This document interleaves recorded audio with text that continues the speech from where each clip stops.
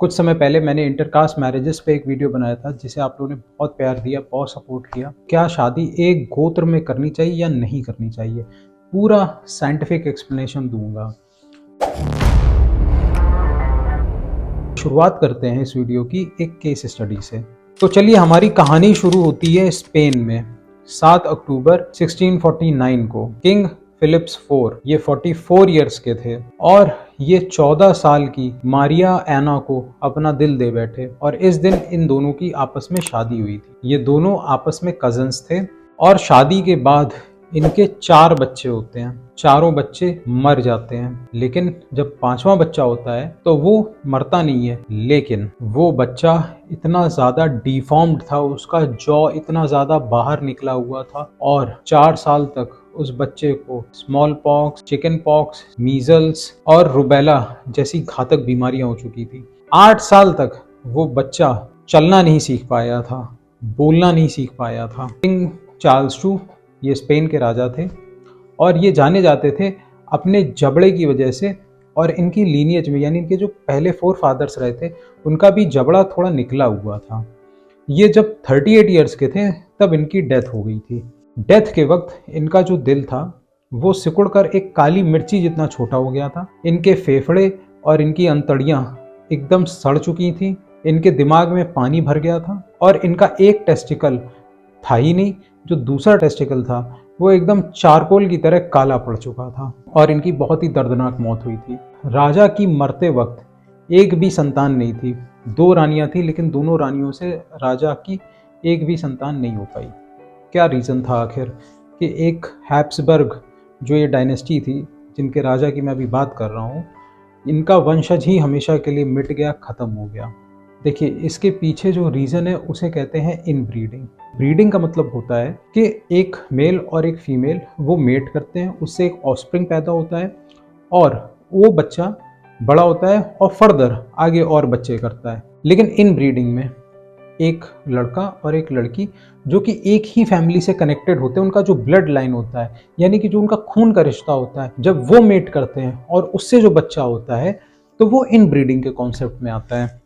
और जो मैंने अभी केस स्टडी बताई थी, उस केस में जो रॉयल फैमिली थी स्पेन की, ये जो हैब्सबर्ग डायनेस्टी के बारे में मैंने आपको बताया, ये लोग मानते थे कि हमारा जो ब्लड है वो एकदम रॉयल ब्लड है, एकदम प्योर ब्लड है।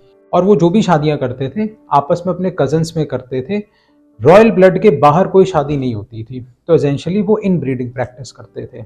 अब इसके कितने घातक परिणाम होते हैं और ये कितना डेंजरस होता है वो मैं आपको आगे और बताऊंगा। इंडिया में अगर हम population genetics expert PM Matthew की माने तो केरला में ऐसे कई डिस्ट्रिक्ट्स हैं जहां पे ट्राइबल्स आज भी इन ब्रीडिंग को प्रैक्टिस करते हैं। इडुक्की जिले में रहने वाले करुवाजी पुलाया ट्राइब्स में 97% से भी ज्यादा इन ब्रीडिंग प्रैक्टिस होती है और इनमें बहुत ही हाई मोर्टेलिटी रेट होता है, यानी कि ये बहुत ज़्यादा मरते हैं और बहुत जल्दी मरते हैं। एक नेचुरल डेथ जो होती है वो बहुत कम समय में हो जाती है। इसके अलावा केरला के पलाक्कड़ जिले में रहने वाले मुडुगर ट्राइब्स में 78% इन ब्रीडिंग के केसेस होते हैं और इनमें 38% मोर्टेलिटी का रेट पाया जाता है। इसके अलावा मुथुवन, इलुवर, परायन, पालन, ये सभी ट्राइब्स इन ब्रीडिंग प्रैक्टिस करते हैं और इनका जो मोर्टेलिटी का रेट होता है बहुत हाई होता है। इंडिया में ईसाइयों में और मुसलमानों में भी कजन्स में शादियां होना बहुत ही आम बात होती है। मैंने जितने भी ट्राइब्स आपको बताए उनमें हाई जेनेटिक डिसऑर्डर और मेंटल डिसऑर्डर पाया जाता है। जानवरों में भी इन ब्रीडिंग प्रैक्टिस होती है और वहाँ पे तो सगा भाई और बहन यानी कि कोई डॉग है और या बिच है तो उनके जो बच्चे होते हैं उन बच्चों की भी आपस में इन ब्रीडिंग की जाती है। अब चलिए, इसके पॉजिटिव इफेक्ट्स क्या हैं, नेगेटिव इफेक्ट्स क्या हैं, उनके बारे में जानते हैं। एक्चुअली पॉजिटिव इफेक्ट्स तो कुछ है ही नहीं, हम नेगेटिव इफेक्ट्स के बारे में बात करते हैं और ये कितने ज़्यादा डेंजरस हैं इसके बारे में थोड़ा और आगे डिस्कस करते हैं। आगे हम जानेंगे कि चाइना, ताइवान और USA में 30 स्टेट्स ने इन ब्रीडिंग को बैन कर रखा है। तो आखिर इतना एक्सट्रीम स्टेप उठाने की ज़रूरत क्या पड़ी थी? इन ब्रीडिंग में ऐसा क्या होता है? अब देखिए, जब हम पैदा होते हैं तो हमारे DNA में लगभग आधे गुण हमारे माता के होते हैं, आधे गुण हमारे पिता के होते हैं और इन DNA से ही हमारे जो क्वालिटीज़ होती हैं, हमारे पर्सनैलिटी, हमारे ट्रेड्स, हमारे कैरेक्टरिस्टिक्स, वो सब डिटरमिन होते हैं। बहुत सी जेनेटिक डिसीजेस होती हैं जैसे sickle cell anaemia, cystic fibrosis, diabetes. ये सभी बीमारियां अगर आपके रिसेसिव जीन्स है यानी कमज़ोर जीन्स है तो आपके शरीर पे हावी हो जाएंगी।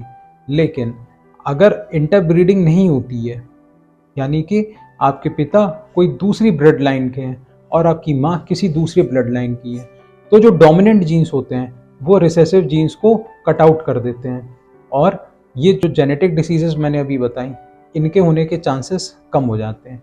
जो आपके स्ट्रॉन्ग कैरेक्टरिस्टिक्स होते हैं वो आने के चांसेस ज़्यादा होते हैं। अगर माँ में और बाप में दोनों में रिसेसिव जीन्स आपस में कंबाइन कर जाते हैं तो बच्चे के मरने के या डिफॉर्म पैदा होने के या उसमें मेंटल डिसऑर्डर्स होने के चांसेस ज़्यादा रहते हैं। तो चलिए अब बात करते हैं दूसरी केस स्टडी की, जहाँ एक राजा थे अटिन और उनकी कज़न थी नेफुटिटी। इनका एक बच्चा होता है टूटाखामुन। टूटाखामुन जब 9 साल के थे तब इनका राज तिलक हो गया था और ये सिर्फ 10 साल अपने देश पर यानी इजिप्ट पर राज कर पाए थे। 19 साल की छोटी सी उम्र में इनकी डेथ हो गई थी। ना तो इनकी डेथ किसी पॉइजन से हुई थी, ना युद्ध में लड़ते लड़ते हुई थी। इनकी डेथ नेचुरली हुई थी और इनको उस वक्त दफना दिया गया था। 1922 में जब ब्रिटेन की एक एक्सपर्ट्स की टीम थी जो ममीज को एक्सप्लोर कर रहे थे, उन्होंने जब इनकी ममी को एक्सप्लोर किया यानी कि ज़मीन से निकाला, बहुत ही डेलिकेट काम था, बहुत से लोग जुटे हुए थे और इनकी मम्मी में बहुत सी चीज़ें पाई गई जिसमें परफ्यूम, सोने के यूटेंसिल्स और बहुत सी चीज़ें थी। लेकिन जब ऑटोप्सी की रिपोर्ट आई, उस मम्मी पे पूरा रिसर्च वर्क किया गया तो पाया गया कि टूटाखामुन की जो डेथ हुई थी वो जेनेटिक डिसऑर्डर्स की वजह से हुई थी। ये एक इनब्रीडिंग का नतीजा था। अब हिस्ट्री से बढ़कर हम थोड़ा कंटेम्प्रेरी टाइम्स की बात करते हैं। 2008 में चाइना में एक कपल था जिनका एक बेटा एक बेटी थी। उन्हें अपने बेटा बेटी के लिए कोई बहुत अच्छा रिश्ता नहीं मिल पा रहा था, तो उन्होंने क्या किया, इन दोनों की आपस में शादी करवा दी। उस शादी का ये नतीजा हुआ कि भाई और बहन यानी सगे भाई और सगे बहन के जब शादी के बाद बच्चे हुए तो लगातार 4 बच्चे मर गए और उसके बाद उनके कोई भी बच्चे नहीं हुए। इन ब्रीडिंग एक्चुअली में बहुत ही डेंजरस होती है क्योंकि उसमें जो हमारे डीएनए में रिसेसिव जीन्स होते हैं वो डोमिनेट करके हमारी पर्सनैलिटी पे हावी हो जाते हैं। बच्चों में डोमिनेंट जीन्स तभी आते हैं जब किसी दूसरी ब्लड लाइन से हमारी शादी होती है और आपस में मेटिंग करके बच्चे होते हैं। कुछ सालों पहले यूनाइटेड किंगडम में जेनेटिक स्टडी रिपोर्ट हुई और उसमें ये पता चला कि 3650 ब्रिटिशर्स में से एक बच्चा ऐसा होता है जो इन ब्रीडिंग का नतीजा होता है। आज के इस युग में एक इतनी प्रोग्रेसिव और डेमोक्रेटिक कंट्री में अगर ऐसा कुछ हो रहा है तो ये बहुत ही डेंजरस ट्रेंड है।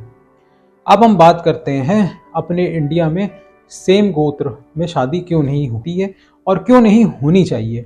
देखिए, समगोत्री का मतलब होता है कि आपके जो एंसेस्टर्स थे, फोर फादर्स थे, वो एक थे।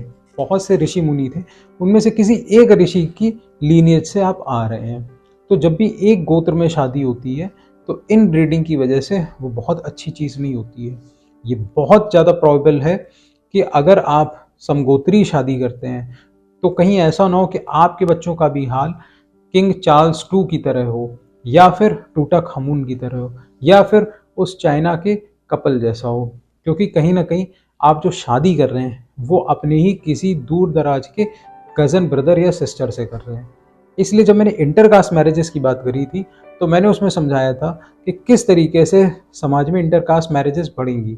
लेकिन यहाँ पे मैं बता रहा हूँ कि जो समगोत्री शादी है उन्हें हमें डिस्करेज करना चाहिए और इसलिए करना चाहिए क्योंकि समगोत्री शादी का मतलब है कि हम इन ब्रीडिंग कर रहे हैं। इन ब्रीडिंग से बच्चे जो पैदा होते हैं उनमें जेनेटिक डिफॉर्मिटीज़ होती हैं, मेंटल डिसऑर्डर्स होते हैं, उनकी इम्यूनिटी बहुत वीक होती है और हाई चांसेस होते हैं कि वो अपनी नेचुरल डेथ बहुत ही जल्दी पा जाएंगे, तो वो बहुत ज़्यादा दिन जिंदा नहीं रह पाएंगे। इसलिए समगोत्री शादी अवॉइड करनी चाहिए।